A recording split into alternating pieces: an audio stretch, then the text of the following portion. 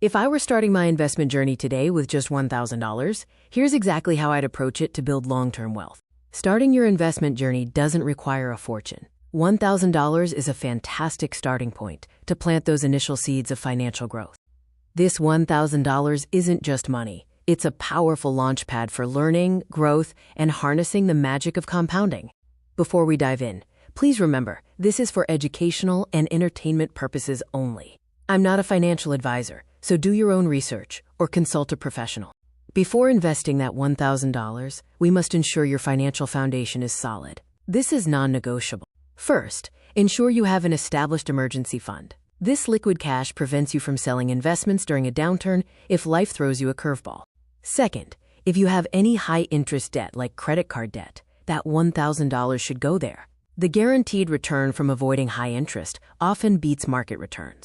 Once the foundation is set, the first practical step is opening a brokerage account, which is your gateway to the stock market.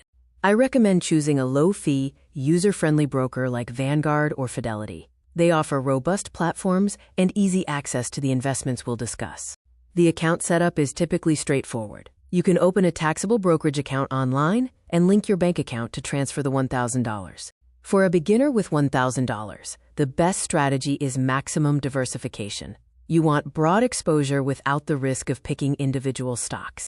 Diversification protects you.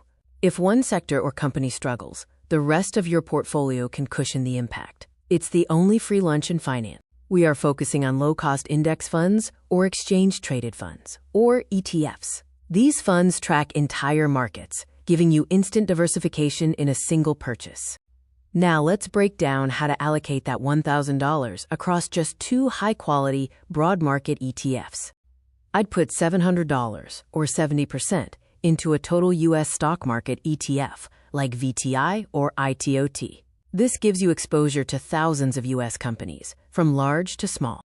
The remaining $300, or 30%, would go into an international stock ETF, such as VXUS or IXUS. This ensures you capture growth outside of the U.S. market. Investing is a marathon, not a sprint. The most important tool you have is time. Adopt a mindset of consistency through dollar-cost averaging. Commit to adding money regularly, even if it's small amounts, regardless of market conditions. The market will go up and down. Resist the temptation to time the market or panic sell. History shows that time in the market is more important than timing the market. To wrap up, starting with $1,000 is powerful. Let's quickly review the steps.